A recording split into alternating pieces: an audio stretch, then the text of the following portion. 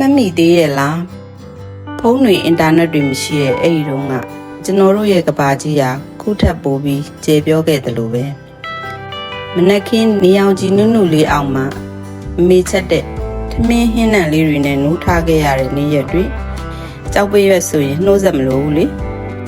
အိမ်ရှိကတငယ်ချင်းတွေရဲ့စောကြမဲဆိုတဲ့အော်ဒန်တွေကကျွန်တော်တို့ကိုစောင့်ကြုံနေခဲ့တာချောင်းဆက်မှာရေကူးရင်းရွှွနွန်နေကြပြေးလွှိုင်းနဲ့ကျွန်တော်တို့ပြောခဲ့ကြတယ်အဖေနဲ့အတူလေတော်တွေလိုက်သွားရတဲ့နေ့ရက်တွေကပင်မမှုရဲ့အသည့်အပွင့်ဟာဘလောက်ချုံမြင်တယ်လဲဆိုတာကိုစကလုံးတွေမပါပဲသင်ပေးခဲ့တယ်ညဘက်မှာအဖိုးအဖွားတွေရဲ့ပုံမြင်တန်ကိုနားထောင်ရင်းအိတ်ဆက်ခဲ့ရတဲ့အဲ့ဒီဘဝလေးကတကယ်တော့လောကနိဗ္ဗာန်မှာပဲဝီးထွေးလာတဲ့မနက်ခင်းတွေကကျွန်တော်တို့ရဲ့အိမ်မက်တွေကိုပြိုးထောင်ပေးခဲ့တယ်လို့စာတင်ကြောင်းလေးတွေကလည်းဘဝရဲ့အုတ်မြစ်တွေဖြစ်ခဲ့ပါတယ်။ကျောင်းတက်ခေါင်းလောင်းတန်ကြားတာနဲ့တငယ်ချင်းတွေနဲ့အတူကျောင်းလေကလေးတွေလွယ်ပြီးပြောပါပြေးခဲ့ကြတာပေါ့။ရိုးရာပွဲတော်ရက်တွေရောက်ရင်လေတရွာလုံးစီကားလို့ဝစ်စားတဲ့လေးတွေနဲ့ကျွန်တော်တို့ရဲ့ကဘာကြီးကအယောင်ဆုံးခဲ့ဘူးတဲ့။ဒါရင်မကပါဘူး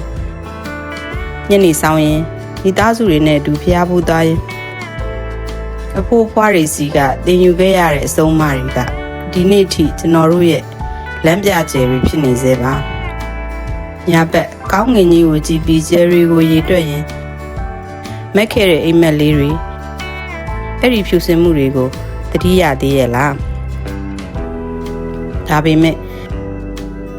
ကလေးဘဝရဲ့ပျော်ရွှင်စရာနေ့ရက်တွေကလည်းဘဝရဲ့နောက်ထပ်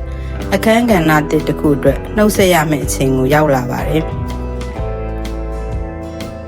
ရွာကလေးနဲ့တငယ်ချင်းတွေကိုနှုတ်ဆက်မျက်ရည်လူတွေတုံရင်း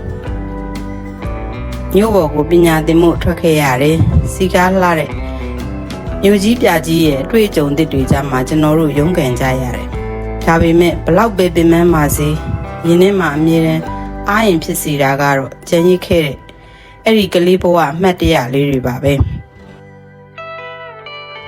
ချောင်းဆက်ကရေတံလေးတွေအဖေရဲ့လမ်းညွှန်မှုတွေအမေရဲ့ထမင်းဟင်းနှံလေးတွေကကျွန်တော်တို့ဘဝကိုအရှုံးမပေးဘူးအမြဲတမ်းသတိပေးနေတတ်ပါတယ်ကလေးဘဝကပျော်စရာတွေကိုပြန်လဲသတိရရင်ဘဝရဲ့အိမ်မက်တွေကိုခေါင်းထဲပေါ်ဖို့ကျွန်တော်တို့ဆက်ပြီးရှောက်လန်းကြရအောင်လား